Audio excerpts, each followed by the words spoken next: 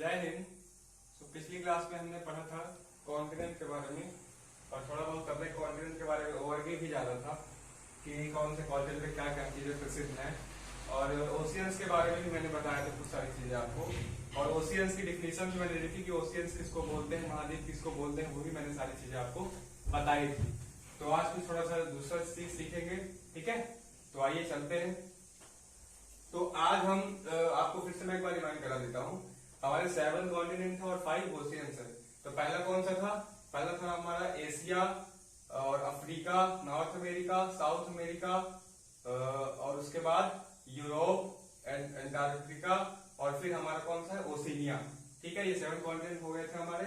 अब आज हम जो है थोड़ा सा ये पढ़ेंगे कि एशिया कॉन्टिनेंट में जितने भी जो भी देश आते हैं उनके बारे में हम धीरे धीरे अब जो है अलग अलग स्टेज में पढ़ना शुरू कर देंगे, ठीक है। तो देखिए, आपको डायरेक्शन तो याद होगी, मतलब डायरेक्शन तो आपको पता है कौन सी डायरेक्शन कौन सी कहाँ होती है। तो ये ऊपर वाली जो डायरेक्शन क्या होती है? नॉर्थ होती है। ऊपर वाली डायरेक्शन कौन सी होती है? नॉर्थ। उसके बाद नीचे क्या होती है? साउथ। नीचे साउथ। और इसकी इधर तरफ क्या होती है? वेस्ट। क्या होता है? वेस्ट। और इधर तरफ क्या होता है? East direction. ठीक है, तो आप क्लियर होंगे। यहाँ पे बताइएगा ये कौन सी डायरेक्शन है? नॉर्थ। और नीचे साउथ। और ये वाली क्या है? ईस्ट। और ये वाली वेस्ट है। ठीक है, ये नॉर्थ, ये वेस्ट, ईस्ट और ये साउथ हो गया। ठीक है, तो ये 4 डायरेक्शन है जो आपको मेनली याद रखने।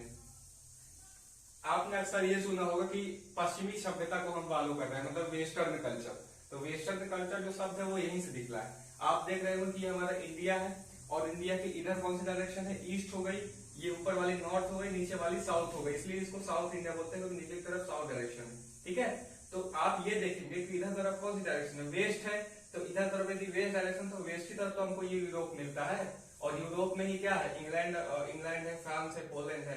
तो यही की सभ्यता क्या है? हम फॉलो करते जाते हैं, तभी हम लोग बोलते हैं बोलचाल की भाषा में कि हम वेस्टर्न कल्चर को अपना रहे हैं, मतलब पश्चिमी सभ्यता। तो पश्चिमी इधर ही है, और इधर की सभ्यता जितने भी देश है वो यूरोप के कंट्री कहलाते हैं, और वही जो कल्चर है हम आजकल फॉलो कर रहे हैं। तो हमको वो कल्चर फॉलो नहीं करनी है, लगभग हमको अपने इंडियन कल्चर पे ध्यान देना है। तो ये आपको डायरेक्शन क्लियर हुई होगी। अब आप देखिए, जैसे नॉर्थ डायरेक्शन है, नीचे साउथ डायरेक्शन है, तो चारों डायरेक्शन में जो मेन डायरेक्शन होती है वो 2 ही डायरेक्शन होती है। कौन सी? नॉर्थ और साउथ। मतलब मेन चारों है, नॉर्थ, साउथ, ईस्ट, वेस्ट, चारों मेन डायरेक्शन है। लेकिन हम सबसे ज्यादा प्रायोरिटी नॉर्थ और साउथ को देते हैं। ठीक है, क्यों देते हैं उसका रीजन भी आप समझिए। देखिए, ऊपर वाली नॉर्थ हो गई और इसके बगल में कौन सी डायरेक्शन है? ईस्ट है। तो नॉर्थ और ईस्ट के जो बीच में डायरेक्शन होगी वो कौन सी होगी? वो होगी हमारी नॉर्थ ईस्ट। कौन सी होगी? North east. नॉर्थ ईस्ट क्यों होगी? क्योंकि आप ये देख रहे होंगे कि हमने नॉर्थ का ही पहला नाम क्यों लिया। हम ईस्ट नॉर्थ भी तो बोल सकते थे, ईस्ट नॉर्थ, लेकिन हम ईस्ट नॉर्थ नहीं बोलते हैं। क्यों नहीं बोलते हैं? क्योंकि मैंने पहले ही आपको बताया कि जो नॉर्थ और साउथ डायरेक्शन उसको ज्यादा प्रायोरिटी देते हैं, इसलिए नॉर्थ और ईस्ट के बीच में जो डायरेक्शन है उसको हम नॉर्थ ईस्ट बोलेंगे, ना कि ईस्ट नॉर्थ बोलेंगे, क्योंकि नॉर्थ और साउथ को हम जो है ज्यादा प्रायोरिटी देते हैं। तो नॉर्थ मतलब ऊपर और इधर बगल में ईस्ट, तो नॉर्थ और ईस्ट के बीच में जो डायरेक्शन होगी उसको क्या बोलेंगे? North east. बस सेम कॉन्सेप्ट इधर लगाइए, ये नॉर्थ हो गया और ये वेस्ट हो गया, तो नॉर्थ और वेस्ट के बीच में डायरेक्शन कौन सी होगी? North west. कौन सी होगी? नॉर्थ वेस्ट, ना कि वेस्ट नॉर्थ होगी। मतलब वेस्ट नॉर्थ कहना गलत हो जाएगा, नॉर्थ वेस्ट कहना सही होगा, क्योंकि मैंने क्या बोला कि नॉर्थ डायरेक्शन को हमको ज्यादा फोकस करते हैं। तो इधर तरफ नॉर्थ और ईस्ट के बीच में नॉर्थ ईस्ट, नॉर्थ और वेस्ट के बीच में नॉर्थ वेस्ट, ये डायरेक्शन जो निकलेगी बस सेम चीज साउथ में हो जाएगी।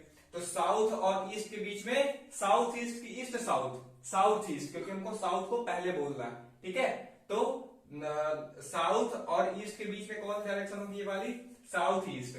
और साउथ और वेस्ट के बीच में कौन सी डायरेक्शन होगी? South west. कौन सी होगी? South west. बात समझ में आई होगी। तो ये साउथ वेस्ट, ये नॉर्थ वेस्ट, ये नॉर्थ ईस्ट और ये साउथ ईस्ट, ये भी 4 डायरेक्शन, तो कुल मिलाकर के 8 डायरेक्शन हो जाती है। इसीलिए आपने पुराने जमाने में सुना होगा, बोलते हैं उसको 8 दिशाओं का ज्ञान है। तो 4 हमारी मेन डायरेक्शन हो गई और 4 हमारी उसकी सब डायरेक्शन हो गई, जिसको सब डायरेक्शन मतलब बोलते हैं। ठीक है, तो कुल मिलाकर के टोटल 8 डायरेक्शन हो गई। ठीक है, तो अब उसके आगे हम पढ़ेंगे। तो जैसे मान लीजिए हमारा ये एशिया है, ठीक है, एशिया यहां से आता है, तो ऊपर वाला नॉर्थ, नीचे वाला साउथ, ये ईस्ट और ये वेस्ट। ठीक है, तो हमारा जो इंडिया है वो साउथ में आता है, साउथ एशिया में। ठीक है। तो साउथ एशिया में आता है, तो साउथ एशिया के हिसाब से हमने क्या किया कि एक एसोसिएशन बना लिया। एक्चुअली क्या है कि इंडिया के आसपास के जितने भी कंट्री हैं, ये लगभग सारे सब क्या है, ब्रिटेन के गुलाम थे। ब्रिटेन मतलब इंग्लैंड के गुलाम थे, ठीक है, हमारा देश भी गुलाम था। तो लगभग सारे कंट्री इंग्लैंड के गुलाम थे, ब्रिटेन थे। तो इन्होंने ये सोचा कि हम साथ में मिल करके कुछ एक एसोसिएशन बनाते हैं, संघ बनाते हैं, जिससे कि कुछ न कुछ चीजें हमारे आपस में चलता रहे, ठीक है। मतलब एक कोऑपरेशन, एक एसोसिएशन की हमारे मतलब भेदभाव ना हो और हर चीजें मतलब साथ में मिल करके काम करें। तो लगभग वैसा ही एक संगठन बनाया गया। तो उस संगठन का नाम था सार्क। क्या नाम था, जैसे यहाँ पे मैं लिख देता हूं, SARC। ये सार्क एक संगठन बनाया गया, ठीक है। कौन सा, साउथ एशियन का, ठीक है। तो देखिए एस से क्या हो जाता है, साउथ, एस से साउथ, ए से एशियन। साउथ एशियन तो आपको पता है क्योंकि नीचे वाला एरिया साउथ है, और ये एशिया कौन सा, ये कॉन्टिनेंट कौन सा, एशिया। तो साउथ एशिया, और फिर जो ये ए है इससे क्या हो जाता है, एसोसिएशन हमको बनाना है। तो south Asia south Asia association हो गया। फिर लगाते थे फॉर, और आर से होता है रीजनल, और सी से होता है कॉर्पोरेशन। क्या होता है, कॉर्पोरेशन। तो क्या ओवरऑल इसका फुल फॉर्म बन गया, south Asian association for regional corporation, ठीक है। ये हमने एक संगठन बना लिया कि आपस में एक जो हमारी पीस है वो बनी रहे। बात समझ में आ गई। अब बात ये आती है कि जो सार्क है इसका स्थापना कब हुई, इसकी स्थापना जो है वो कब हुई सार्क की। तो सार्क की जो स्थापना है, मतलब ये कब बना संगठन, वो 1985 में बना। कब बना, 1985 में। 1985 में सार्क की स्थापना की गई, ठीक है। तो सार्क की स्थापना 1985 में की गई, और इसमें कुल कितने कंट्री आते हैं, इसमें 8 कंट्री आते हैं। कितने कंट्री आते हैं, 8, मतलब 8 देश आते हैं इसमें। कौन कौन से आते हैं, मेरे साथ आप बोलिएगा। नीचे मालदीव, श्रीलंका के जस्ट नीचे आपको दिखेगा मालदीव। क्या दिखेगा, मालदीव। तो मालदीव, श्रीलंका, भारत, पाकिस्तान, अफगानिस्तान, नेपाल, भूटान, बांग्लादेश, ठीक है। मालदीव 1, श्रीलंका 2, भारत 3 हो गया, पाकिस्तान 4, फिर अफगानिस्तान 5, नेपाल 6, और ये भूटान 7 और बांग्लादेश 8। तो सार्क में कितने देश आते हैं, 8 देश आते हैं, मतलब 8 देश आते हैं। सार्क में कितने देश आते हैं, 8। सार्क की स्थापना कब हुई थी, 1985 में, 1995। अब कोई भी संगठन बनेगा तो उसका एक ना एक हेडक्वार्टर्स होना चाहिए। एक हेडक्वार्टर्स तो होगा ना। देखिए हेडक्वार्टर और हेडक्वार्टर्स में डिफरेंस होता है। कुछ लोग ये बोलते हैं कि इसका हेडक्वार्टर वहां पे है, इसका हेडक्वार्टर वहां पे है। तो यहाँ पे थोड़ा सा मैं इंग्लिश में भी बताना चाहूंगा। हेडक्वार्टर और हेडक्वार्टर्स में बहुत डिफरेंस होता है, बहुत बड़ा डिफरेंस होता है। तो आप कहीं पे भी यूज कीजिएगा तो हेडक्वार्टर नहीं, हेडक्वार्टर्स होता है। जैसे मैं ये बोलूं कि चोर को पुलिस हेडक्वार्टर ले गई, हेडक्वार्टर नहीं, हेडक्वार्टर्स ले गई। ऐसा क्यों होता है, क्योंकि क्वार्टर का मतलब क्या होता है, 1/4। क्वार्टर का मतलब क्या होता है, 1/4। जैसे कुछ लोग ड्रिंक वगैरह भी करते हैं तो बोलते हैं ना कि क्वार्टर ले आओ। तो क्वार्टर मतलब क्या होता है कि वो 1/4 भाग है किसी चीज का, ठीक है। तो क्वार्टर का मतलब क्या होता है, 1/4। लेकिन क्वार्टर्स जब लग जाता है, उसी क्वार्टर में एस हम लास्ट में लगा देते हैं, तो उसका मतलब होता है किसी विशेष क्षेत्र से किसी जगह का नाम या कोई संगठन का नाम है वहां पे, ठीक है। तो इसीलिए हम हेड क्वार्टर में बोल करके क्या बोलेंगे, हेड क्वार्टर्स, क्योंकि क्वार्टर का मतलब क्या हो जाता है, चौथाई। तो 1/4 तो मतलब ही नहीं यहाँ पे। तो थोड़ा सा टर्म वहां पे मिला तो मैंने बता दिया। तो क्या है, जो सार्क है उसका हेडक्वार्टर्स कहाँ पे, हेडक्वार्टर या हेडक्वार्टर्स, हेडक्वार्टर्स। तो जो सार्क है उसका हेडक्वार्टर्स कहाँ पे है, नेपाल की कैपिटल काठमांडू में, ठीक है। नेपाल की राजधानी काठमांडू है, और काठमांडू में सार्क का हेडक्वार्टर्स हमने बनाया, इसका मुख्यालय सार्क का हमने नेपाल की राजधानी काठमांडू में बनाया, ठीक है। तो ओवरऑल सार्क में कितने देश आते हैं, 8। सार्क में कितने देश आते हैं, 8। सार्क की स्थापना कब हुई, 1985 में। कब हुई, 1985 में सार्क देशों की स्थापना हुई। सार्क देशों की स्थापना करने का मेन उद्देश्य क्या था कि आपस में सहमति बने रहे और पीस लगभग हो, है ना।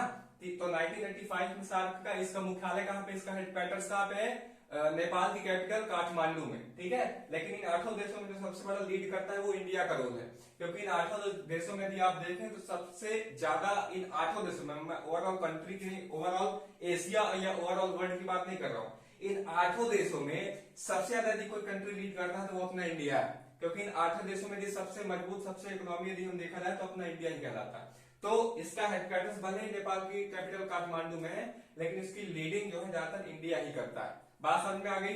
तो नेपाल की कैपिटल क्या है? काठमांडू। काठमांडू में ही सार्क का क्या है? हेडक्वार्टर्स है। तो आप मेरे साथ बोलिएगा, सार्क में कितने देश आते हैं? 8। कौन कौन से? नीचे शुरू करिए, नीचे से। मालदीव, इसके ऊपर श्रीलंका, उसके ऊपर भारत, फिर भारत के बगल में पाकिस्तान, अफगानिस्तान, फिर इधर आ जाइए नेपाल, फिर भूटान, और फिर नीचे बांग्लादेश। तो ये 8 देश आपको याद करने हैं। मैप में देख करके यदि आप याद करेंगे तो आपको चीजें जल्दी याद होंगी। हवा पे नहीं बोलना है, सीरियल वाइज बोलना है। ये नहीं बोलना है कि पहले श्रीलंका बोल दिया, फिर पाकिस्तान बोल रहे हो, फिर मालदीव बोल रहे हो, तो वो चीजें क्या है, कहीं ना कहीं आप मिस कर जाओगे, 8 देश नहीं बता पाओगे। तो आपको सीरियल वाइज चीजें शुरू करना है। तो ठीक है, शुरू करिए।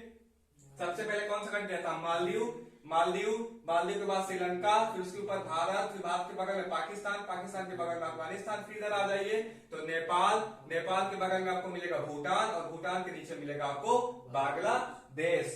तो कितने देश हो गए ओवरऑल? 8। ठीक है, नीचे कौन सा है? मालदीव, श्रीलंका, भारत, पाकिस्तान, अफगानिस्तान, नेपाल, भूटान, बांग्लादेश। ठीक है, ये 8 देश आते हैं। ठीक है, आपको 8 देश आते हैं। तो आपको फिर से बोलना है, अभी क्लास में ही आपको याद होना चाहिए। और यदि आपको चीजें क्लास में नहीं याद हो पा रही तो मेरी बात मानी, आपको ये चीजें क्लास मतलब अपने से कभी नहीं याद होंगी। ठीक है, तो क्लास में आपका 100% जो है आपका होना चाहिए। 100% यदि आपके अटेंडेंस नहीं है तो आप चीजों को नहीं क्लियर कर पाएंगे। ठीक है, और मैप के साथ बोलना है। ठीक है, तो बोलिए मालदीव, श्रीलंका, भारत, पाकिस्तान, अफगानिस्तान, नेपाल, भूटान, बांग्लादेश।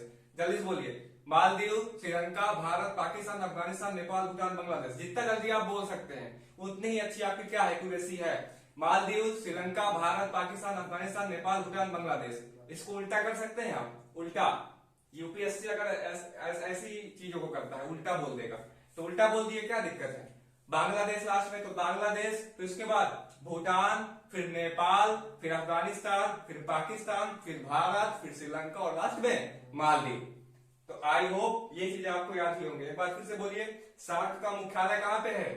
सार्क का मुख्यालय कहां पे है? कमेंट करिए, जिसको भी पता हो जल्द से जल्द। ठीक है, तो सार्क का मुख्यालय कहां पे है? नेपाल की कैपिटल काठमांडू। कहां पे? नेपाल की कैपिटल काठमांडू। ठीक है, और इसका जो गठन है वो कब हुआ था? 1985 में। कब हुआ था? 1985 में। एक बार फिर से बोलिए, कितने देश आते हैं इसमें? 8। कौन कौन से? मालदीव, श्रीलंका, भारत, पाकिस्तान, नेपाल, भूटान, सॉरी मैं ही भूल गया।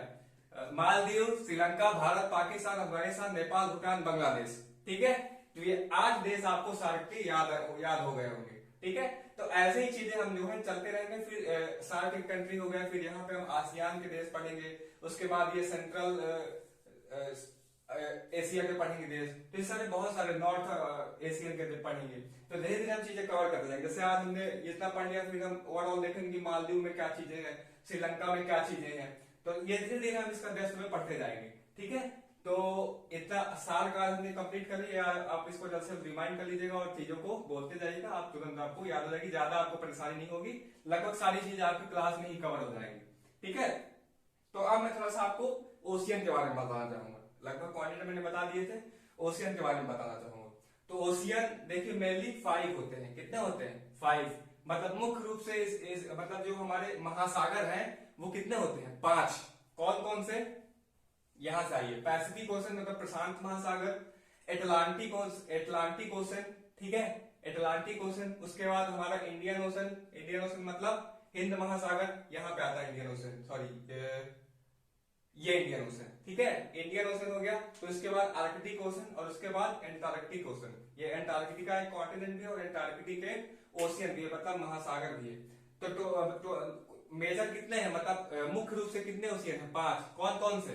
Pacific ocean, Atlantic ocean, Indian ocean, Arctic ocean, और ये हमारा एंटार्क्टिक ओशन। और इसको एंटार्क्टिक ओशन को साउदर्न ओशियन भी बोलते हैं, मतलब दक्षिणी महासागर भी बोलते हैं, क्योंकि ये दक्षिण में है तो इसको दक्षिणी महासागर भी बोलते हैं। किसको? जो है इसको एंटार्क्टिक ओशियन को। ठीक है, तो मेनली कितने हैं?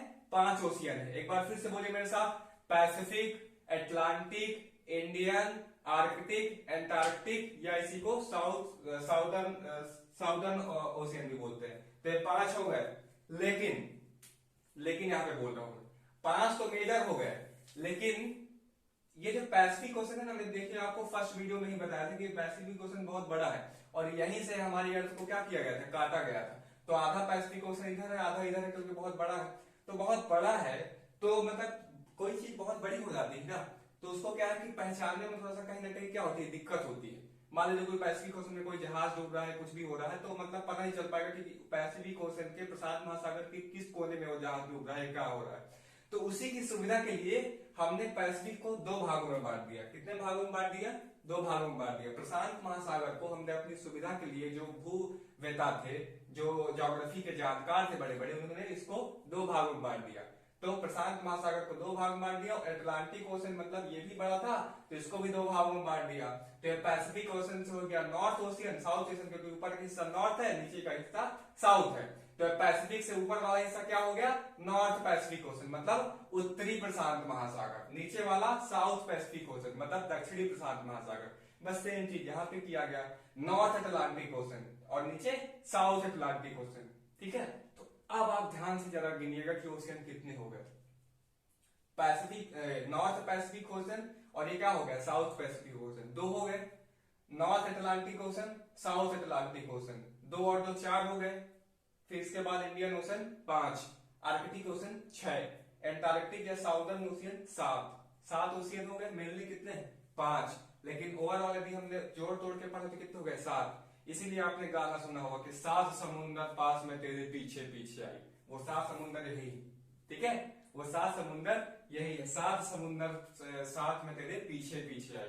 तो वो इसी जो मूवी में गाना था वो इसी समुंदर की बात कर रही थी। तो 7 समुंदर आज आपको पता चल गए कौन कौन से, north Pacific ocean, south Pacific ocean, north Atlantic ocean, south Atlantic ocean, Indian ocean, Arctic ocean और ये साउदर्न ओशियन है, इसी को अंटार्कटिक ओशन बोलते हैं। तो बात समझ में आ गई, ये मेनली 5 ही हैं, लेकिन इसको तो जो मतलब इसको डिवाइड कर दिया गया, सेपरेट कर दिया गया, इसलिए 7 हो गए। ठीक है, तो ओशियन आपको इतना कंप्लीट हो गया। तो कॉन्टिनेंट, ओशियन और कॉन्टिनेंट के बारे में मैंने ओवरऑल कुछ बताया, सार्क के बारे में मैंने बताया, कितनी चीजें आपको जो लगभग क्लियर हो गई होगी। अब देखिए क्या होता है, एक सीमांत सागर होता है। देखिए सागर, जो देखिए सागर और महासागर में डिफरेंस होता है, मतलब ओशियन और सी में क्या होता है, डिफरेंस होता है। ओशियन का मतलब क्या होता है, महासागर मतलब बहुत बड़ा सागर। तो महासागर कितने हैं, 7 हैं, कितने हैं, 7 हैं। और जो सी है वो बहुत सारे हैं। तो महासागर में और सागर में अंतर होता है। क्या अंतर होता है, तो देखिए जो महासागर है वो तो मैंने बता दिया जितना होता है।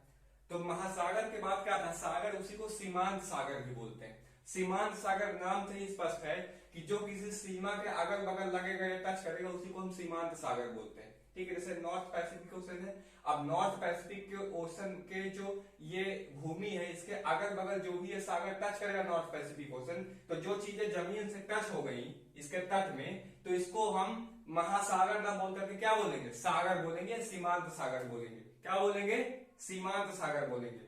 जो महासागर का हिस्सा किसी भूमि वाले हिस्से से टच हो जाता है उसकी कोस्ट में, तट में, तो उसको हम महासागर ना बोल करके क्या बोलेंगे, क्या बोलेंगे, सीमांत सागर।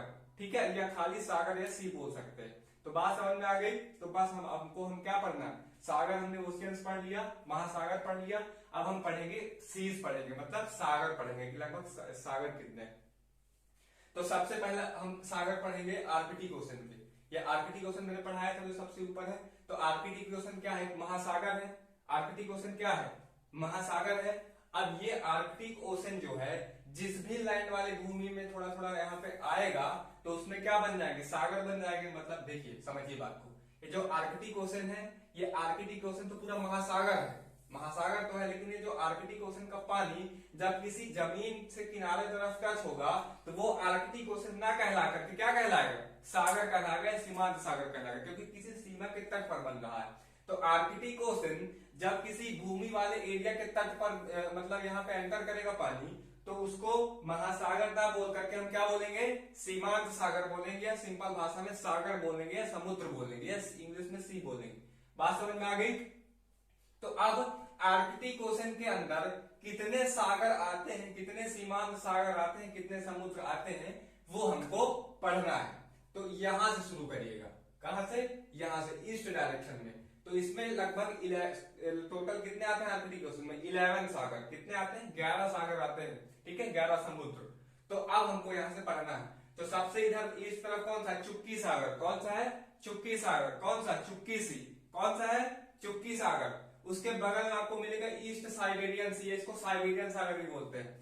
चुप्की सागर के बगल में साइबेरियन सागर, चुप्की सागर के बगल में साइबेरियन सागर, उसके बाद लैपटॉप सागर, उसके बाद क्या मिलेगा, लैपटॉप सागर। और लैपटॉप सागर काला सागर जैसा है, जिसके बगल में क्या मिल जाएगा यहाँ पे, काला सागर। ये यहाँ पे काला नहीं, काला सागर, रारत वाला रहा है तो काला सागर। तो लाप्तेव सागर के बाद क्या मिलेगा, काला सागर। काला सागर के बाद बैरेंट्स सागर, काला सागर के बाद बैरेंट्स सागर, काला सागर के बाद क्या मिलेगा, बैरेंट्स सागर मिलेगा। और बैरेंट्स सागर के बगल में क्या मिलेगा, ग्रीनलैंड सागर। क्या मिलेगा, ग्रीनलैंड। ये ग्रीनलैंड नाम क्यों पड़ा, क्योंकि यहाँ पे ग्रीनलैंड एक क्या है, द्वीप है, और उसी के बगल में ये पानी है इस साइड, जिसको क्या बोलते हैं, ग्रीनलैंड सागर। ठीक है, एक चीज यहाँ पे मैं आपको और बताना चाहूंगा कि कोई देश होता है, कोई द्वीप होता है, उसके बगल में जो चीज होती है उसी के नाम पे अधिकतर हम उसका नाम रख देते हैं। ठीक है, अब बात ये यहाँ पे आती है कि ये ग्रीनलैंड आपको दिख रहा है, दिख रहा है ग्रीनलैंड, तो ग्रीनलैंड के इस तरफ भी ये पानी बना रहा है, तो ये भी कोई ना कोई सागर होगा। ठीक है, और इधर भी पानी बना तो ये भी सागर होगा। तो एक क्वेश्चन ये उठता है कि ये बताइए, ग्रीनलैंड सागर हमने इसी क्षेत्र को क्यों बोला, मतलब इसके बगल में जो सागर, इसको बफिन की खाड़ी क्यों बोला हमने, ये भी तो ग्रीनलैंड सागर हो सकता था। तो इसका एक नियम है, जो भूवेता थे उन्होंने ये नियम निकाला कि यदि किसी देश के नाम पर पे कोई सागर हमको बनाना है, यदि जरूरी नहीं कि कोई देश वहां बसा है तो उसी देश के नाम पर सागर बना देना है, लेकिन यदि बनाते हैं तो नियम ये उन्होंने नियम ये बनाया कि यदि किसी देश के नाम पर हम कोई भी सागर का नाम रखते हैं तो उसके पूरब दिशा में जो होगा, पूरब दिशा में ही हम उसका नामकरण करेंगे। मतलब बात समझिएगा, मतलब ये जो ग्रीनलैंड है, ग्रीनलैंड के इस तरफ भी ग्रीनलैंड सागर हो सकता था, इस तरफ भी हो सकता था, लेकिन ये बताइए डायरेक्शन मैंने आपको पढ़ाई, तो ग्रीनलैंड के बगल में कौन सी डायरेक्शन है, ईस्ट। इसका क्या होगा, ये वाला ईस्ट होगा कि ये ईस्ट होगा, ये वाली ईस्ट होगी। तो नियम क्या बनाया उन्होंने, भूवेता थे, उन्होंने ये नियम बनाया कि किसी भी देश के नाम पे यदि आप किसी सागर का नाम रखना चाहते हैं तो आप उसके ईस्ट डायरेक्शन में ही नामकरण कर सकते हैं, अन्यथा किसी क्षेत्र में नहीं कर सकते। तो ये बताइए ग्रीनलैंड के बगल में ईस्ट ही डायरेक्शन तो है, इसीलिए इस क्षेत्र को हमने ग्रीनलैंड सी नहीं बनाया, इस क्षेत्र को ग्रीनलैंड सी बनाया। एक एग्जांपल और आपको देता हूं, हमारा भारत है इंडिया, इंडिया के बगल में पानी भरा हुआ है, तो ये नीचे कौन सा, इंडियन ओशन में आता है, हिंद महासागर में, तो हिंद महासागर का पानी जिस भी एरिया में, मतलब जिस भी लैंड वाले एरिया में टच करेगा वो सागर बनाएगा कोई ना कोई। तो क्या नियम कहता है कि किसी भी देश के नाम पर पे यदि कोई आप सागर रखना चाहते हैं तो वो ईस्ट डायरेक्शन में रखोगे।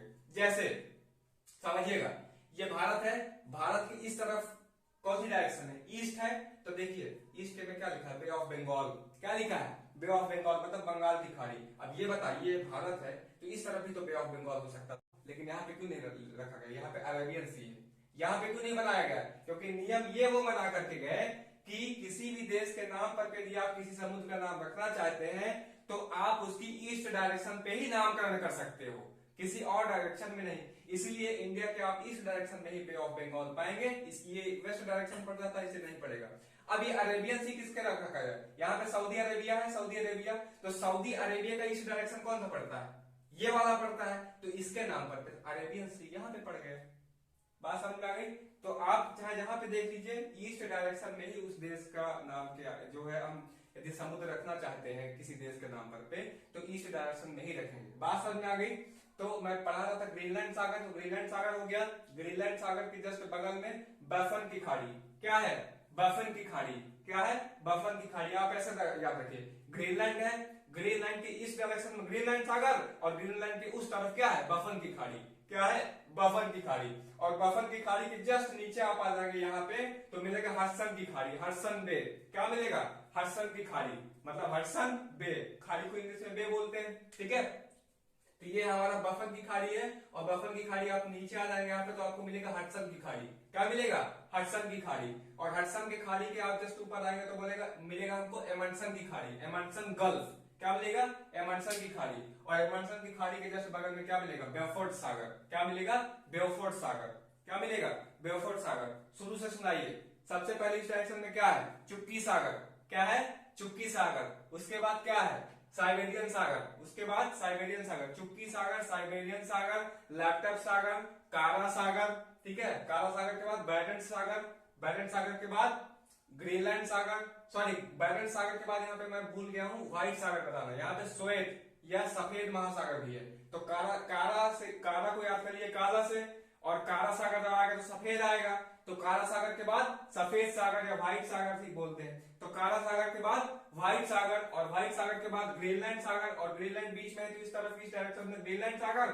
और उस तरफ बफन की खाड़ी, क्या है बफन की खाड़ी, और बफन की खाड़ी के बाद हडसन की खाड़ी, नीचे उतर जाइए हडसन की खाड़ी, और हडसन के ऊपर एमंडसन की खाड़ी, और बगल में बेफोर्ट सागर, क्या है बेफोर्ट सागर। तो अब डायरेक्शन याद कीजिए, यहाँ पे क्या है चुप्पी सागर, क्या है चुप्पी सागर, साइबेरियन सागर, उसके बाद लैपटॉप सागर, कारा सागर, और कारा आया तो सफेद आएगा तो सफेद सागर, और सफेद के बाद ग्रीनलैंड सागर, सॉरी हाँ ग्रीनलैंड सागर, और ग्रीनलैंड बीच में है तो इस तरफ ग्रीनलैंड सागर, तो उस तरफ क्या हो गया बफन की खाड़ी, और बफन की खाड़ी हो गई तो उसके नीचे आ जाइए हडसन की खाड़ी, और हडसन की खाड़ी आ गई तो उसके ऊपर चले जाइए तो क्या मिल जाएगा एमंडसन की खाड़ी, और एमंडसन की खाड़ी हो गई उसके जस्ट बगल में बेफोर्ट सागर, क्या मिल जाएगा बेफोर्ट सागर। तो इतने सागर यदि आपने कंप्लीट कर लिया तो आर्कटिक ओशन का जो सागर है वो आपने कंप्लीट कर लिया, ठीक है। इसके बाद आर्कटिक ओशन के बाद हम जो है अटलांटिक, इंडियन, इनके जितने सागर होंगे वो पढ़ेंगे।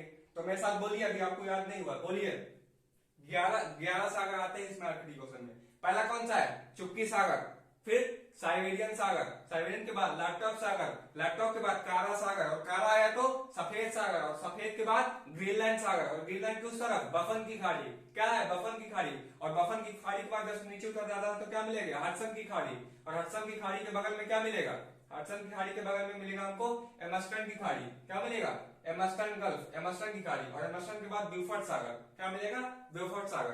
तो आपको याद हुए, बोलिए नक्शा के साथ बोलिए, मैप के साथ बोलिए। पहला क्या है चुप्पी सागर, देखिए मैं यहाँ पे हाथ रख रहा हूँ लेकिन आपके सामने देखकर बोलूंगा।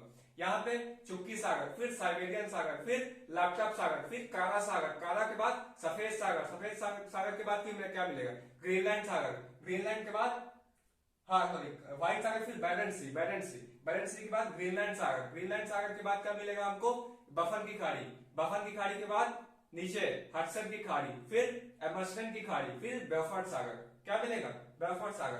तो ये सागर आपको इतने याद कर लेने हैं तो आपका काम जो है हो जाएगा। उसके बाद अटलांटिक है, पैसिफिक है, और इस इंडियन ओशन, इसके भी जितने सागर हो गए तो हम पढ़ेंगे, ठीक है। तो एक बार आप फिर से बोलिए चुप्पी सागर, साइबेरियन सागर, लैपटॉप सागर, कारा सागर, व्हाइट सागर, बैरेंट सागर, ग्रीनलैंड सागर, उसके बाद बिस्कन की खाड़ी, ठीक है सॉरी बफन की खाड़ी के बाद हडसन की खाड़ी, फिर उसके बाद एमस्टन की खाड़ी, और बगल में क्या मिल जाएगा हमारा बेफोर्ट सागर। बात समझ में आ गई। तो इतनी चीज यदि आपको क्लियर नहीं हो तो इसके आगे हम जो है नेक्स्ट वीडियो में पढ़ लेंगे। आज के लिए इतना ही, जय हिंद।